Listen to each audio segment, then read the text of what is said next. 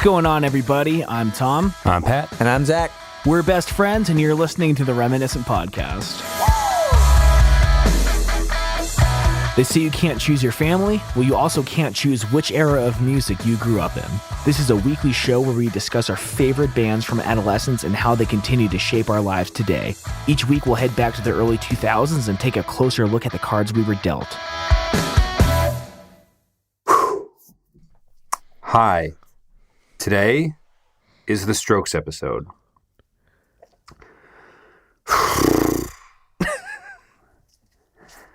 To borrow from the book Meet Me in the Bathroom, which chronicles the rebirth of rock and roll in New York in the early 2000s, this wasn't exactly a light beaming down from the heavens moment, but rather a group of guys you'd like to hang out with that happen to be playing music in that place at that time. Life, or something like it, unfolded from there. And even though they reached commercial success, as much as to say Reptilia was featured on Guitar Hero, the video game, the stripped-down raw style can be seen, perhaps most notably, in the music video for that very song, which features almost exclusively close-up shots of the band members simply playing their instruments, Chuck Taylors on their feet and all. I might go as far as to say that the clothes they wore, even the way they wore their hair, contributed to, even if ever so slightly, the hipster aesthetic that developed through the decade and that we see even today.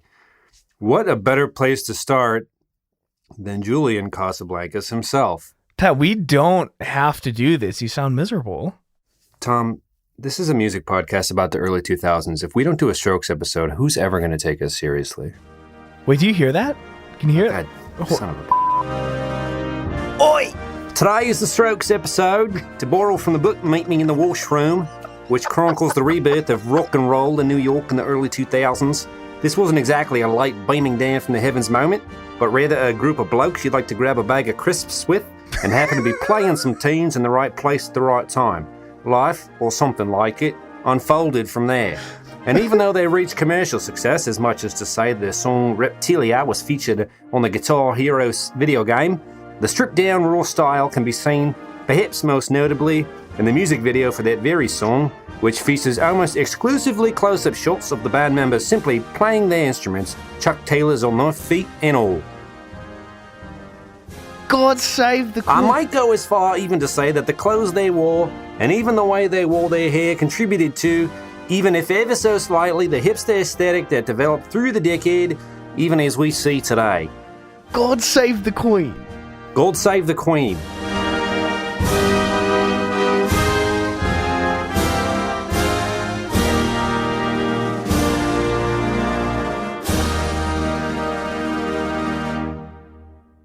Well, there's an unexpected bid from O Canada. They came in early. Yeah. That's usually not their regularly scheduled allotment. What's up, Tom? I feel like they're borrowing our material as well. Yeah, there was a lot. Anyway, so let's not do a Strokes episode today. And that's not to say we'll never do one. I don't want to. Who cares? What do you want to talk about instead? Who cares? Big whoop. Yeah, who cares? Like those things. I want to talk about one of my favorite songs of all time. Ooh, I'm interested. I'm listening. I was a little gun shy on this because we all know which draft is next, the year 2002. Ooh. So I didn't want to give away. The tease boy strikes again.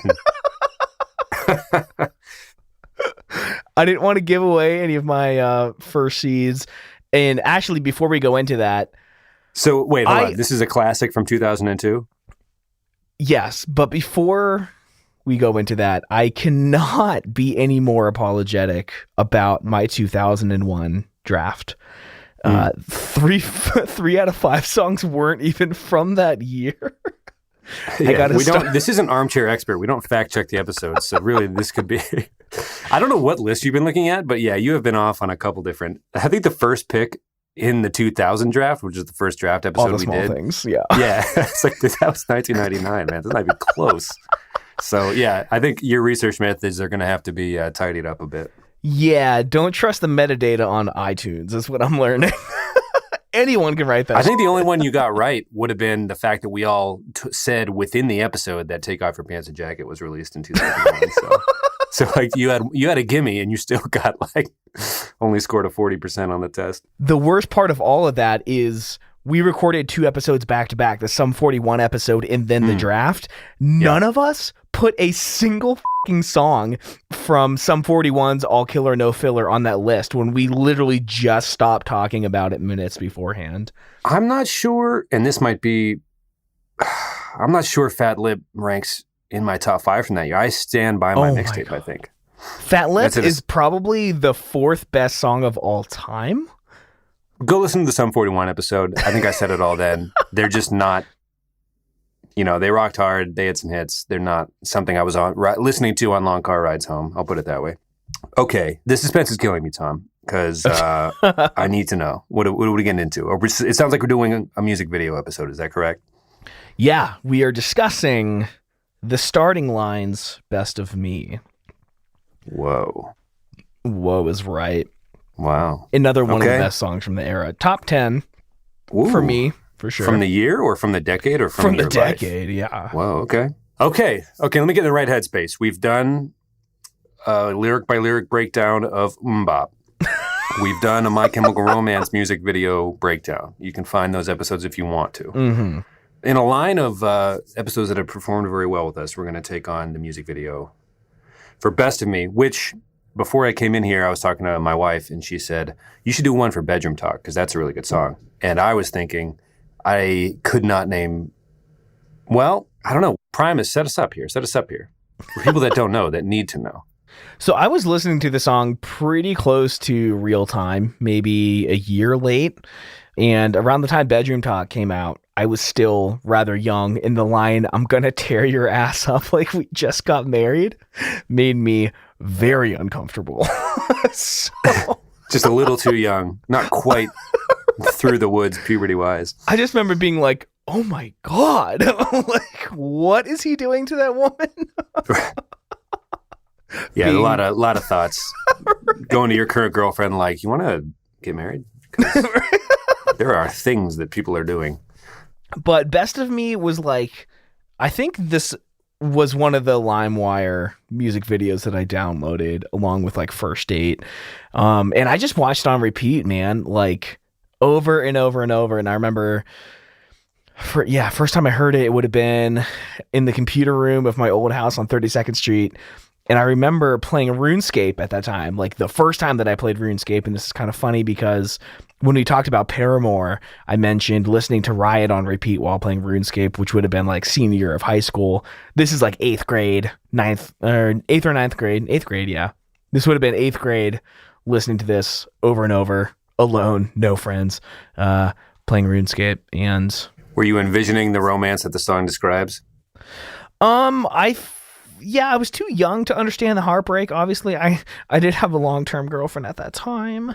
But yes. Yeah, the angst mixed with a little bit of humor. Yes, which was right on message, right on tone wise, hit right in the wheelhouse of the action figure Sum 41 music videos we've discussed, things like that. Some light boyish humor, if you will. You see the music video for was it Dysentery Gary, where Blink-182 threw the money they were given for the video off the roof of a building. The Rock Show. Rock Show. Yes. Yes. And anything from Fall Out Boy. It was like this super weird, not funny brand of humor that was really prevalent in all pop punk music videos. Funny. So this video... Well, hold on. I got some quits. I had to write them down. Ooh. I don't believe in any of these things. I like the song. I like the band. But I just want to get these out of the way real quick. Okay. You saw me writing in the Google Doc and you wrote in real time, F you, after one of them. So I apologize in advance. So here we go. Light drum roll.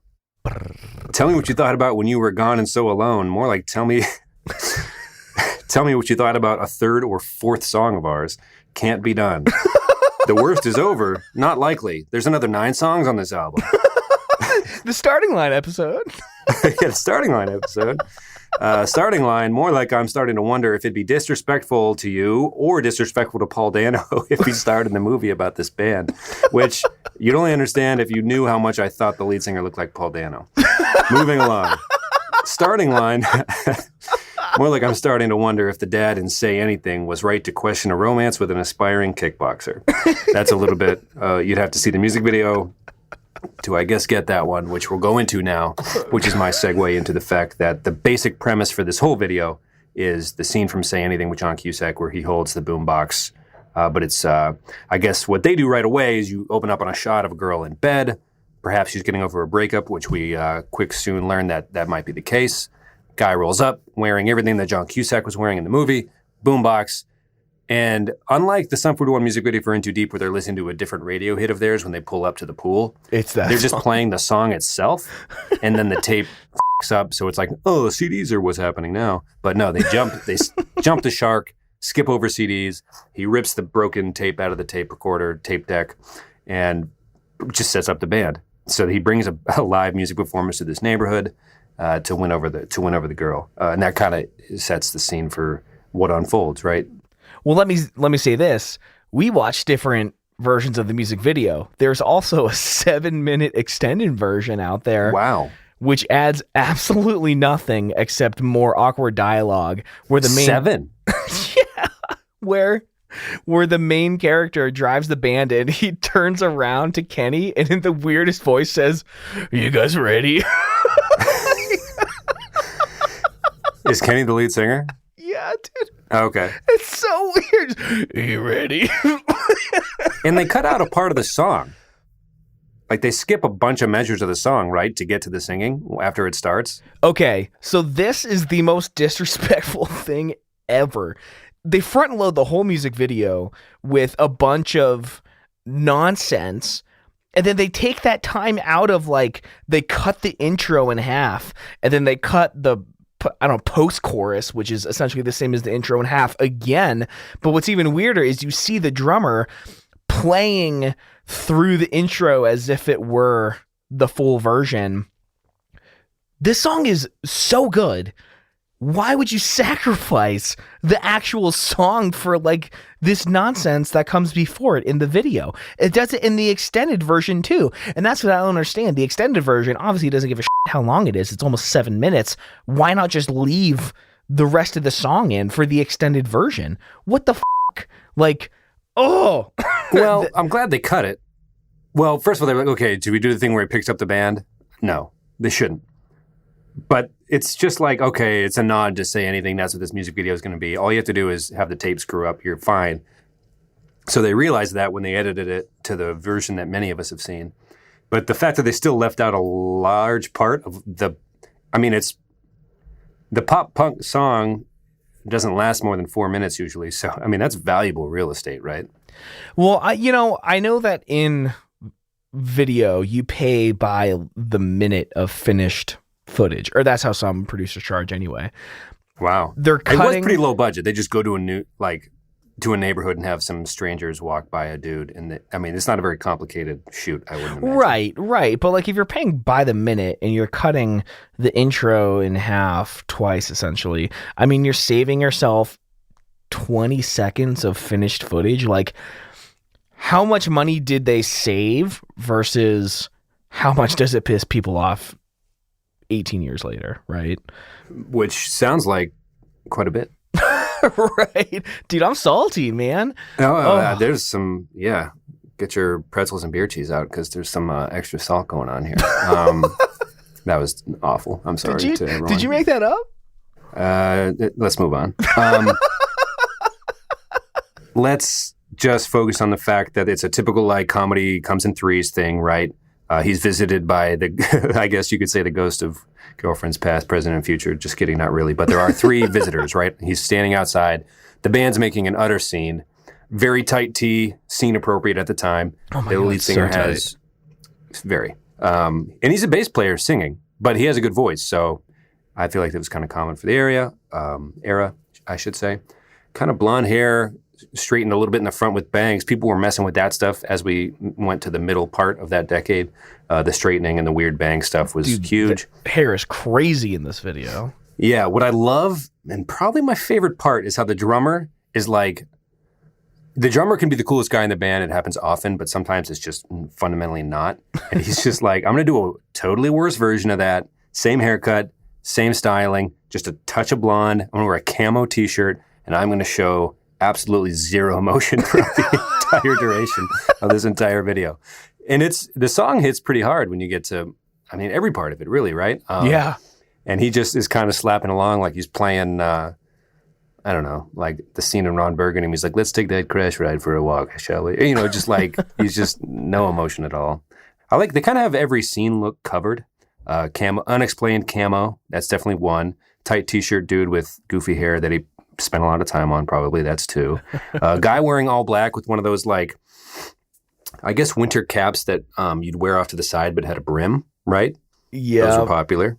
I had one of those, yeah. Yeah. That I got from Brian Morganti. There you go. The dude was an entrepreneur. I think if nothing else, that's how I remember him. And then they start to play, right? Yeah. It starts off, the lead guitarist has an acoustic guitar. Yeah. And I thought it was interesting. They took the time to be like, all right, let's sync what establish that we've been playing this instrument. But at the end, they don't. It goes back to this acoustic sound, and it's just, okay, well, I'll just wait. No, I'm going to say it. There's a couple inconsistencies there. Again, low budget. But at the end, it's the acoustic sound, but it's just him playing like it's a clean guitar. No. And then there's vocals that are obviously done by the lead singer, and they have Brim Cat Boy off to the side, go up to the mic, and he really lip syncs that like a pro. Like, it is neck veins, he's going for it, but it's Kenny's pretty voice. Clearly. It's not. Yeah, that's not what's going on there. Yeah, it's weird that they took so much care in the beginning and like didn't mind the immediate swap between guitars. Take the care to like sync what you're hearing with what you're seeing on screen. And then it was weird to see the decision to make him lip sync Kenny's lines. Like, it was just weird. I mean, it was the only time that he sang anything, but he still had the microphone in front of him the entire song just to do that one part. A little weird. Weird decision, right? It was, yeah. I think if you go back to the Stacy's Mom episode we did, there were some questionable decisions about the producer. Yeah, I think this producer didn't have a lot of decisions to make, questionable or not. He's like, let's just get the fuck out of here. Like, they probably did it in the one afternoon you see all the daylight. So yeah, he's visited. So let's talk about the first visitor. It is a mailman, right? Yep. And he's like, hey, what are you doing? That's the whole premise. They're like, hey, why are you standing here like acting like a fool with this band playing in our neighborhood? And we're just a quiet neighborhood.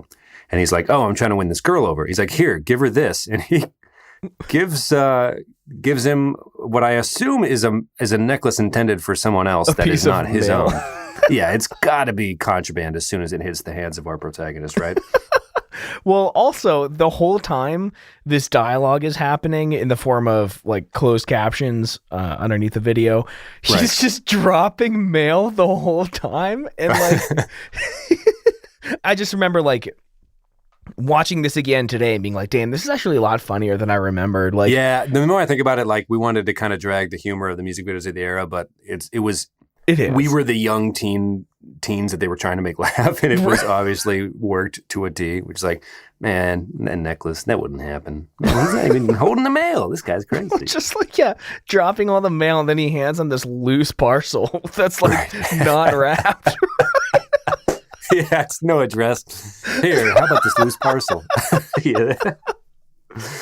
Yeah, damn, it still gets me. Yeah. So he's like, was it chicks love presents? Literally drop everything and help this teen, who may have wronged this girl entirely because she is not having it for like deep into the ruckus being caused in this neighborhood. Oh yeah. Who are they visited by next? Because we're going through the chorus, which is it all right if I say that it's one of the best Crush songs out there? Yeah. Yeah. I mean, at least if you're in junior high in the early 2000s, that'd be certainly safe to say. But I would say it's one of the top-notch I Have a Crush songs of all time. Yeah, my old band, The Good Fight, covered this song extensively throughout our career. And there's some really cool photos online of, like, people like screaming it in the mic as we're playing it, and it kind of made us look cooler in the photos than we were. Like, they were singing our words, but it wasn't. It was the starting lines. But people lost their minds when we would play this song, and obviously it was like their big single. Just yeah. Here's a question: Would you call it a cult? Like, you have experience being a covered person who covered this song in front of audiences. Based on the reaction you got just as a band in Arlington, Virginia doing it, would you say that there's a cult following for just the song or the band itself? Or is it so popular that it wouldn't be a cult following? It's just people acknowledging that a good song came on.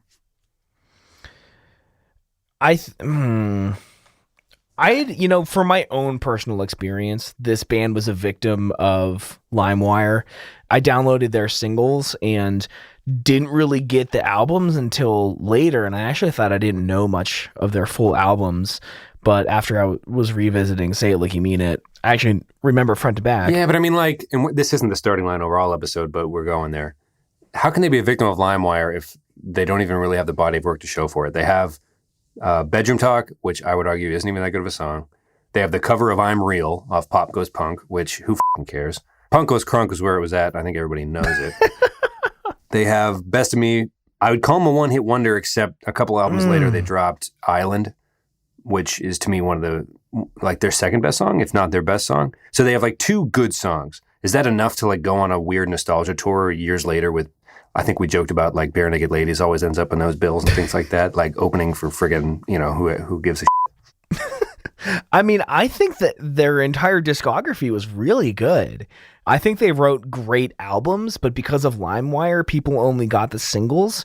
So people would lose their mind for, Best of Me, but they didn't know the rest of the album because it didn't show up on LimeWire. So the claim is that the album itself would hold up if revisited. Yeah. I still listen to it. It's great. Okay. It's I'll have to go great. back. I'll have to go back. I want you to really dig deep here because we're going to move on right after this, but I have to press because we're in the room. We're having some cigarettes. I gave you a donut. You asked for your lawyer. We're just talking. We're just friends here, right? Is it a good album because you had the time and it was what was in front of you as a teen and now you feel invested? Or is it not a good album because I've never heard anybody else say that? Yeah, sometimes it's fun to like try to take off the nostalgia goggles and see like, is this still good?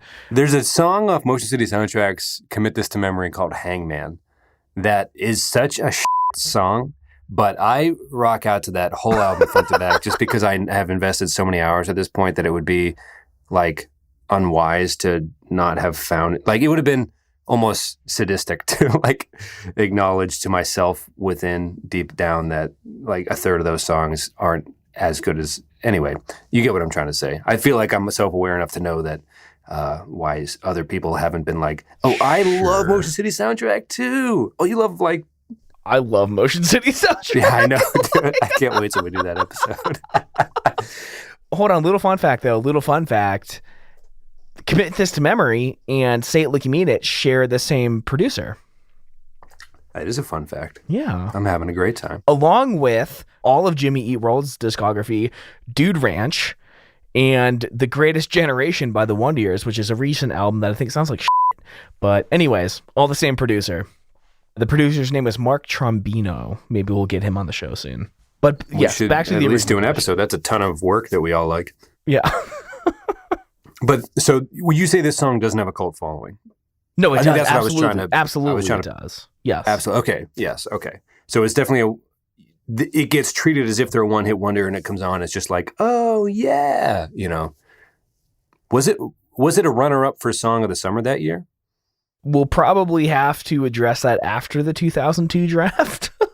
Oh no. Okay.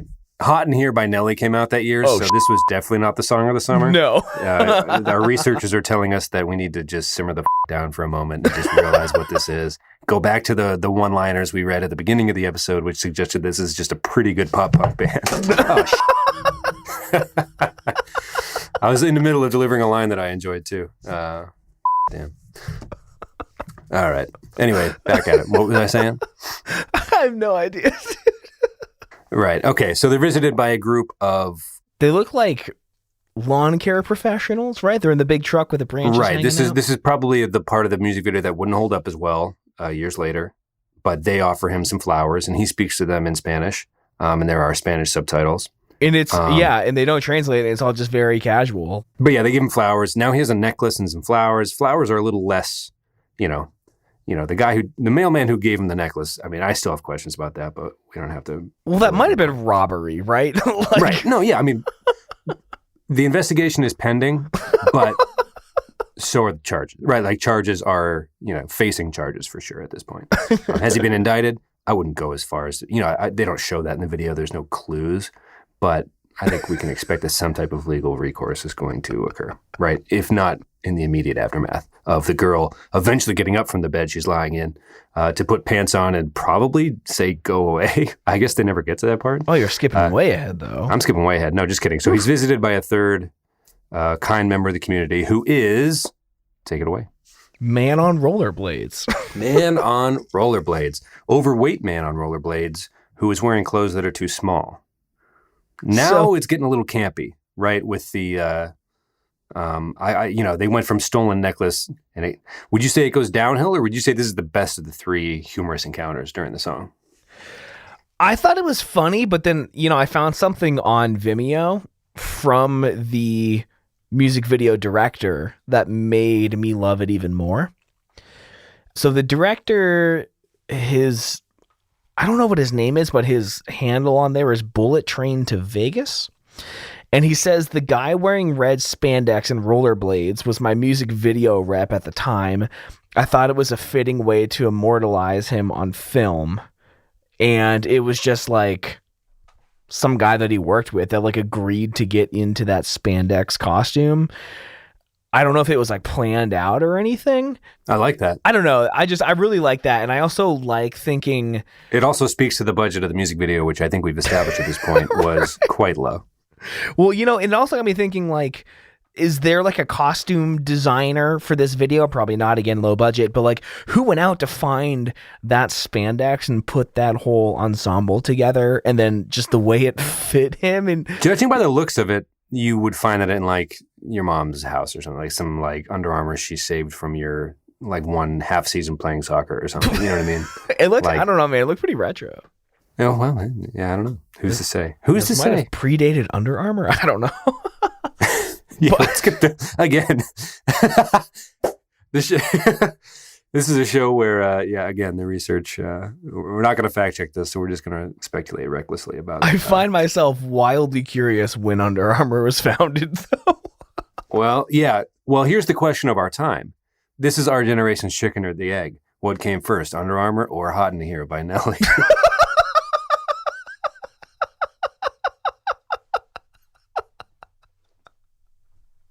Anyway,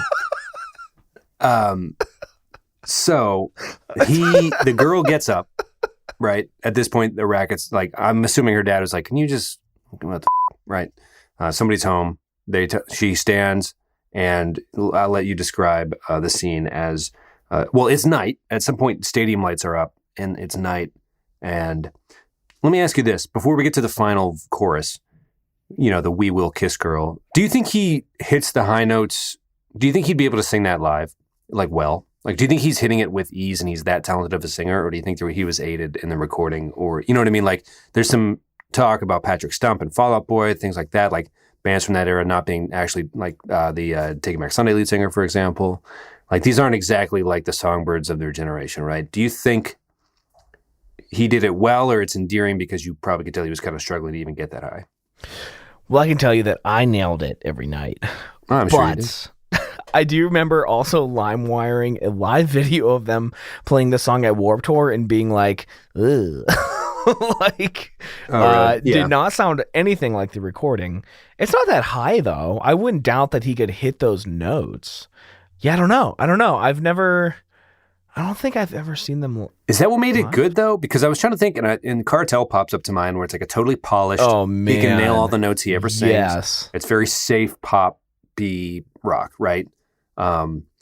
This was a little more dangerous is such a stupid word to use, but you know what I mean? Like, it's a little faster. Pop punk's bad boys. Causing a ruckus in the neighborhood. Not exactly the Eazy-E Dr. Dre dispute, to be sure. But so like it, but they're a little rougher around the edges, but I think that's what makes it such a better song than why. That's why we're not going to probably do a single like Cartel song episode. You know what I mean? Like, oh man, maybe the fact that he was struggling through it, because he really fucking goes for it, right? Like the worst example of this would be the song Animal by Maroon 5 that's still on the radio all the time somehow. But sometimes when I'm flipping through, I'll catch it. And I feel like that song is written around that just Adam, whatever his name is. I know his name. What is it? Levine? Levine, yeah. Levine. Okay. I wasn't sure if that was Take Back Sunday guy, but that's Lazara. Adam L. Words. Give me a break. Again, we don't fact check. The research is done on the fly, obviously. Just kidding. Cut all this part out. But that whole song is written around him just howling at a high pitch, right? And that's like, oh, God, Jesus. Okay. We had to listen to 2 minutes for the howl. But this is like a song that's kind of built around, We Will Kiss Girl. And then he goes, tell me what you thought, with no song, with no instruments in the back, and it hits so hard. But I think it kind of hits harder because you're wondering if you could even pull it off to begin with. I guess what I'm trying to say is it's more endearing because of how rough around the edges the whole setup is, right? I don't know, dude. I don't know. I'm just trying to think of what their legacy. I know we're not doing a starting line episode, but I'm trying to think of what the band's legacy even is because Island is so polished. Like, obviously, band's earlier stuff isn't going to be as polished as their later stuff, but I don't know what it is about this song that made it kind of get the cult following that we seem to think it has. Because, before we get into the final chorus, the note he hits and the build-up and the bridge is one for the ages, right? That's about as big of a swing you can take as a teen singing a song about a girl, right? Yeah, We Will Kiss Girl. Like, it's sung with so much angst. All the angst, dripping with angst, coming out of their glands, oozing. Out of his glands. For those of you who haven't read our novel, you will not get that joke, which is everyone in the world. It's a pretty self-indulgent episode already. Right. No, I think like the fast beginning of the chorus, right, and the We Will Kiss Girl. I don't know, dude. Like the riff, the octave riff in the beginning that they cut short. I think every bar of this song is perfect. It's a damn good song. And that's his legacy. It was just a fucking amazing song that might have been a fluke from a band that was good, but maybe not as good as this song, right? Underappreciated? Would you say the starting line is overall underappreciated by the general? Let's keep it simple. Mm-hmm. We'll do a pitchfork. Overrated or underrated? Underrated. The band. Underrated? Fair enough. Yeah. The song, overrated or underrated? Perfectly rated. Perfectly rated because everyone fucking loves it. Right. Okay, so the stadium lights are out. It's night. The girl gets up from bed and puts on her pajamas to go address the guy. But it's still daylight when that happens. And then it's night. And apparently there hasn't been, if this were a hostage situation, there would have been no actual verbal contact at the scene between law enforcement and the person inside the home itself, right? Yeah. Yeah. And I got one last quote from Bullet Train to Vegas. Oh, yeah, that is real rain near the end when the lights come on. We got lucky, I guess. That's pretty cool. Or unlucky because they would have had it been heavier rain or would they have shot through lightning, which is highly unsafe? You know what I mean? Like, how low was the budget for this music video? Did they, it's I guess we got lucky, which is code for we had to get the fucking shot. Right. Right. Plus, their drummer was playing OCDPs, which back in those days were very expensive drums, the same ones that Travis Barker uses.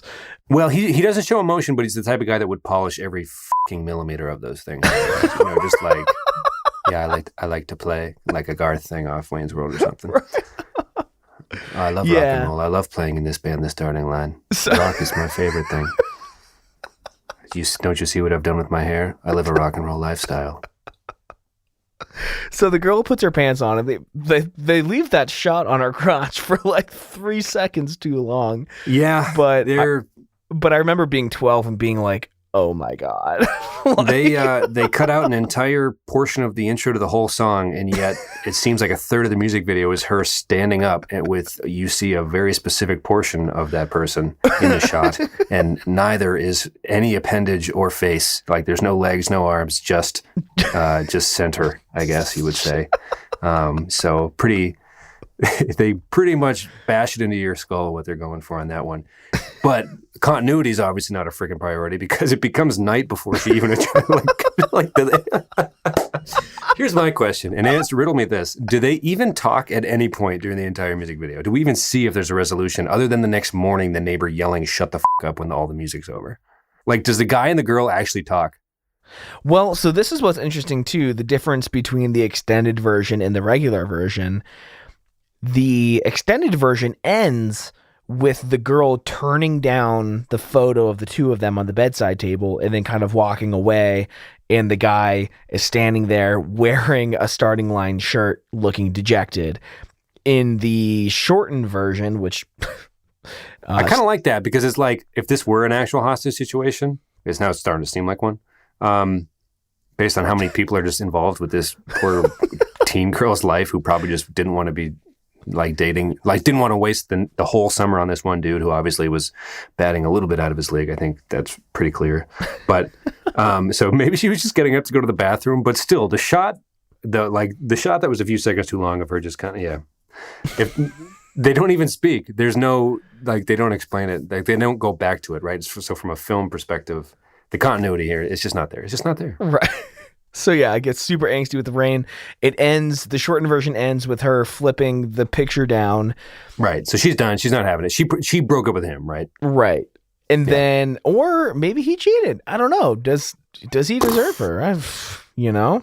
Many reasons why one would turn down a picture. I mean, damn it, we got to do the lyrics. Are we supposed to assume that the dude in the music video, because that's not always the case, is this, because if it's a jokey music video, are we to work under the assumption that he is writing the lyrics to the song?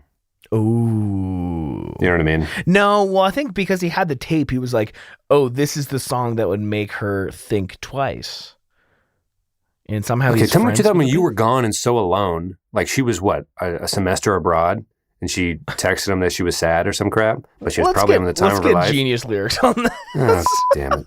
I didn't want to have to do this, Tom, but I also did. Let's also talk about the very ending of the shortened version of... Yeah. Because it's not in the longer version, but the short version of the music video, how does that end? As far as I understand it, it's the next morning, it's daylight again, and he's there, but the band isn't. And a guy from a neighboring home who probably, he leans out of his window and tells them to, quote, "Shut the f*** up," which is kind of a... No, no, he yells, "I'm going to call the cops." Oh, sorry. Yes. No need for cursing, of course. Yeah, and it's funny, right? I thought it was hilarious. He was playing to the wrong house. So how much does he love this girl if he doesn't even know what fucking house she lives in? Well, no, because it's a neighbor, right? No, I think they're addressing that, like, all these people are in the neighborhood being bothered.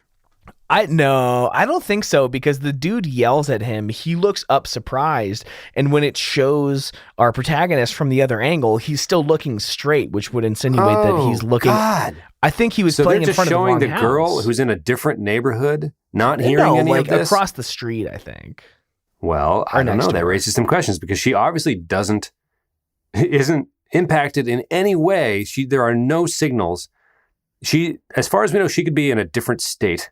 Or part of town, I should say, just thinking about what he's thinking about. She could have gotten up to use the restroom or whatever, turn the picture over. She's thinking about things, roller coaster of emotions, up and down. And at some point, see, when they show the shot of her standing, you assume she's like, oh, there's so much noise, I'm going to at least look out and be like, Randy, or whatever the guy's name is. This is silly. But no, none of that ever happens. So it's coming together now, right? Of course, like, they're just at the wrong house so far that it's out of earshot to even have heard the entire performance, right? Well, I'm looking at Genie's lyrics, looking at the annotations by Preppy 2004 Scene Kid. I am so excited. We are blessed to live in a world with genius lyrics, because they are so helpful for the rap and hip hop genre. But as we've noticed, when they break down songs that are of a rock or pop punk variety from the early 2000s, they are utterly fucking useless. Here, he has a crush on the girl. Appears to be wanting to win her back. All right, so lyrics. We got a few minutes to get through this. Tell me what you thought about when you were gone and so alone. The worst is over. You can have the best of me. All right, so they're split up. Tell me what you thought about when you were gone. He's like wondering what she's thinking about. He's under the assumption that it was more of a distance thing than not, in that we're back together finally. Like, you can have the best of me. I'm here. I waited. Right. Well, yeah, it's like, he's wondering what she's thinking about because the worst is over. He f***ed up. Now you can have the best of me. No, I think, well, let's keep going. Well, I think it was a travel abroad situation. There was no up to this point in the lyrics. Let's see what Preppy 2004 Scene Kid Yeah, lay it on us, Prep. All right, the worst is over. He's realizing his mistake and telling her that he was at his worst then. Now she can have his best. 2 upvotes. Only 2 upvotes, Prep. How do you feel? You took the time to write that down, and only 2 people have motioned up in favor of that. What mistake? Like, this is one line. Well, you guys are putting too much on this. Go move on. But there's been no alluding to a mistake made at this point. Gotcha. Okay. We got older, but we're still young. Right. So they spent some time apart a lot. Well, to reference aging, at what point during your teen years were you like, man, we should reflect on the passage of time? No, you're just like gripping it and ripping it, right? Like there's no, I don't know. I'm not buying it. No mistakes yet. Keep going. Right.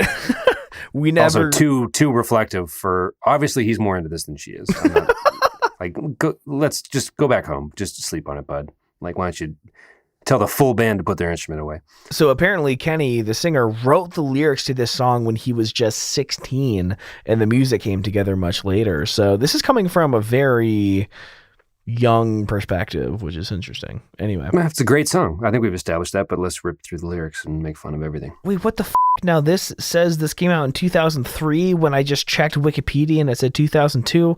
Oh my God. You gotta get your draft in order, dude, man. This is why I can't. I have my draft list ready for the next draft. I'm not telling you what's on it. I just love watching you squirm and somehow a totally Googleable thing. It seems just out of grasp. Everything says something different, man. Okay, here we lay again on 2 separate beds, riding phone lines. So they're communicating. Yeah, talking on the phone, sure.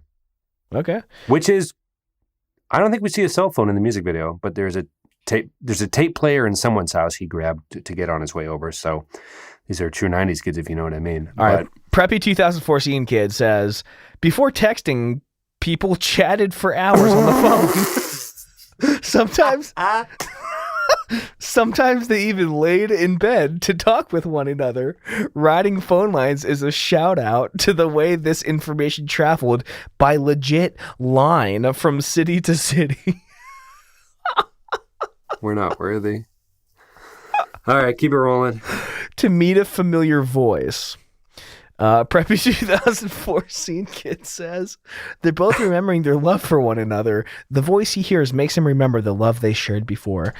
Okay, I would contend that there's no mistake yet, and there's no hint that she has love on her end for him at all at this point. Yeah, and pictures drawn from because why would he write the song if he thought he he'd just go over there and ask her to take a walk, right? So this is obviously a big gesture.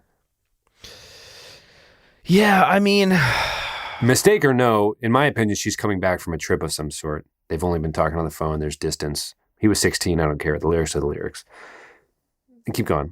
Let's see if there's any allusion to a mistake.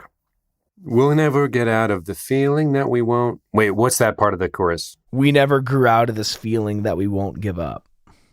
Okay, so see, again, to me, it's just she grew out. There's disinterest. They're older. You know, they went away to college, whatever. And he's trying to be like, nah, man, whatever we had then is real. And, right, there's no mistake. He's just like trying to convince her that there was something there before, it sounds like. Verse 3. Jumping to conclusions made me fall away from you. So he did something wrong. How do you get that from that? He probably just assumed she was out.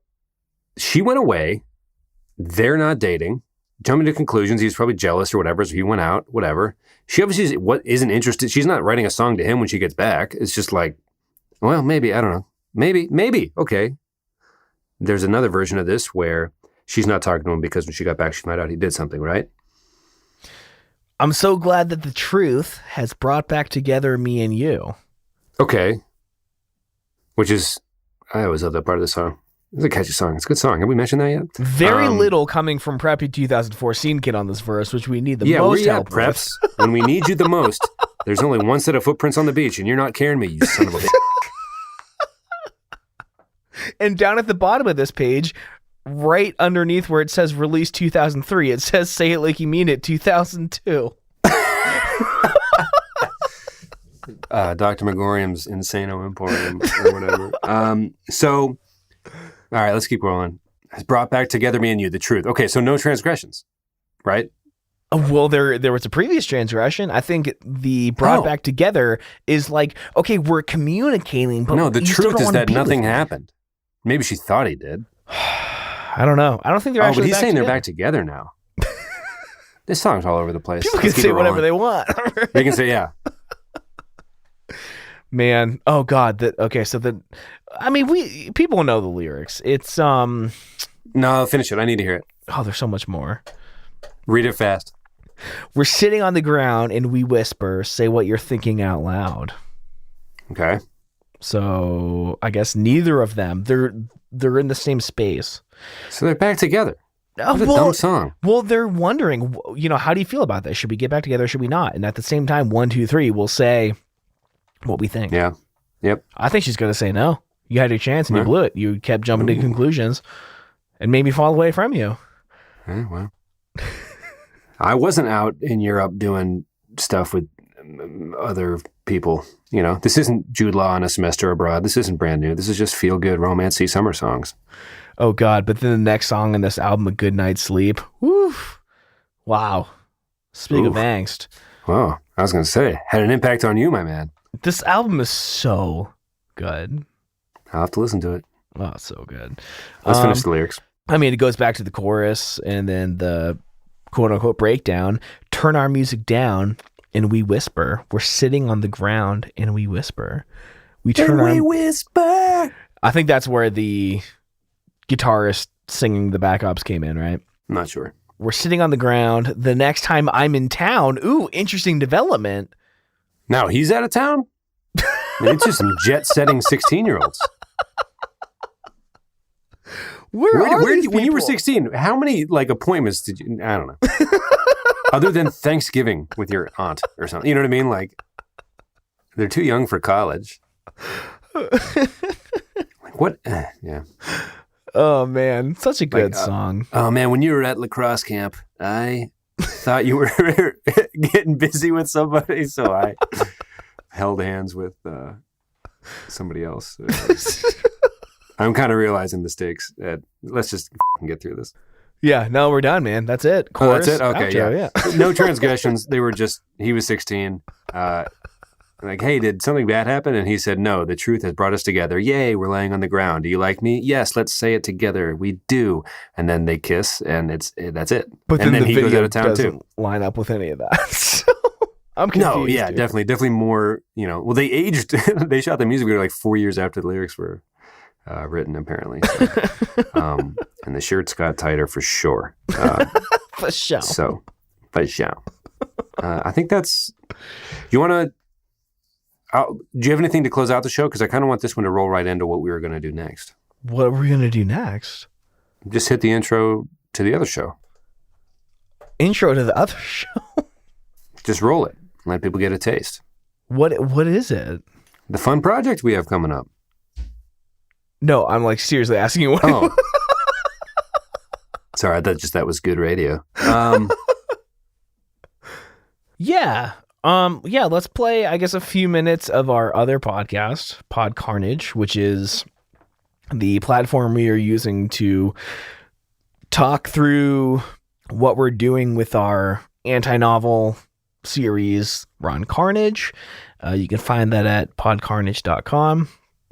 We'll play a little bit for you now, and then we'll meet up back together to say goodbye.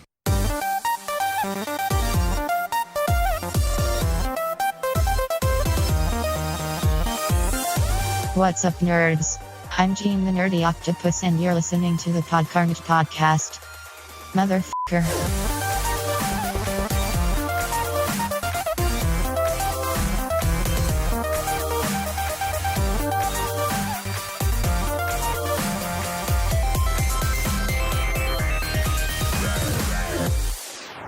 All right, Pat. It's been a while. We are here, Pod Carnage, episode 7, inching ever closer to the release of this novel. We have some really amazing developments that came through in the past couple of weeks in regards to artwork, in regards to final rewrites, and in regards to the final edits.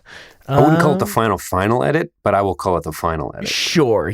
As a music producer, if you look through my hard drive, you'll see song final, song final, song final, song final, this song final. Yeah. final, Roman 2 or whatever, final, IIV or whatever. So we're at final. We probably have about 2 more finals to go, but yeah, we're 20 edits away. But no, we're opening up to the world. We feel good about this one. We've sent it to a focus group. Yeah. A focus group. Yeah, you can call it that. Of 8 to 10 people to read. If you want to be in that group, just tweet at _Reminiscent FM. I think it's probably that simple. And yeah, I wanted to, before we get into details about the art and the edit and how we kind of smooth some things out, some people we cross-promoted this episode with Reminiscent. I wanted to ask you, do a little Reminiscent trick we do on that show and do a little mailbag. Is it something you'd be interested in? A trick is something a whore does for money. You're right. Let me reword it and let's cut all that out. Yeah, we could use its, I guess you would say trope. It's a bit we do on the show. Every podcast has a mailbag, so do we. Who cares? Whatever. But let's kind of explain what we're doing here. What do you think? Let's do it. All right, let's start with this. What is the title of the book? Ooh, who wrote this letter? Randall from Harrisburg, PA. Oh, cool. Thank you, Randall. Great to hear from you. The title of the book is Ron Carnage, the Thinker Boy. Do you care to elaborate a little bit on what the hell that means? We've referenced the origin of the book quite a few times throughout previous episodes, but Pat happened to ask me one day on the podcast on Reminiscent, when we didn't have anything else to talk about, if you were the character in someone else's Odyssey, who would you be? And out of nowhere, I came up with the name Don Carnage, which turned into Ron Carnage for legal reasons. And Thinker Boy was the least congruent follow-up. In that, Carnage, Thinker, yeah. Right. Okay, so question 2. Where does this story take place? The story takes place... And this letter's from Terrence from Park City, Utah. Oh, Park City, wow. Very nice. Yeah. Other side of the mountain. Beautiful country out there. Good people. Beautiful country. I keep forgetting the questions. This question from Terrence from Park City, Utah was, where does Ron Carnage take place? Where does this story take place? Okay. So it's kind of ambiguously... As you can tell, this is our 7th episode and we are just humming along.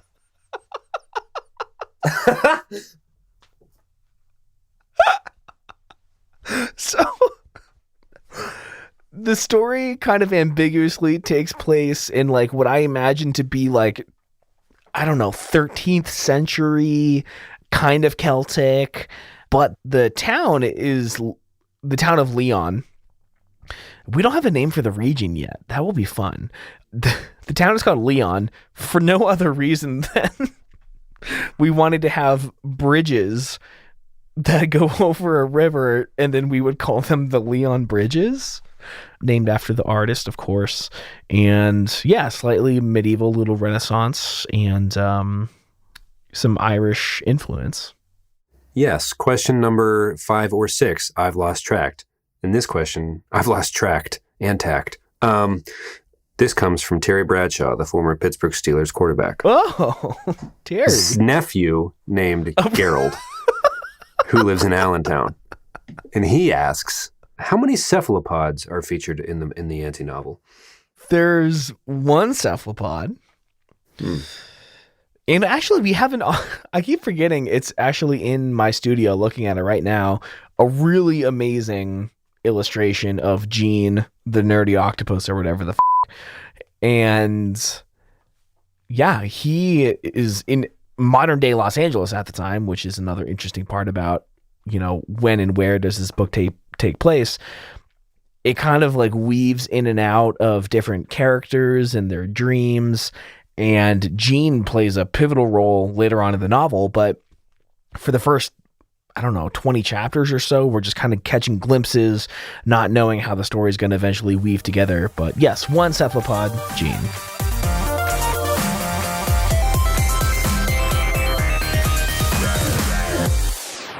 Okay, so that was fun. I like the intro to that show more than I like the show. No, just kidding. Let me start that over. I do enjoy the intro to that show. John. Let's see. I'm going to go with the fact that Maggie Rogers has new music coming out today when this episode drops. So I'm going to be listening to that, as you probably could have imagined. Yeah, for sure. That's my song of the week. It hasn't been released yet. That's Okay. what I'm trying to say.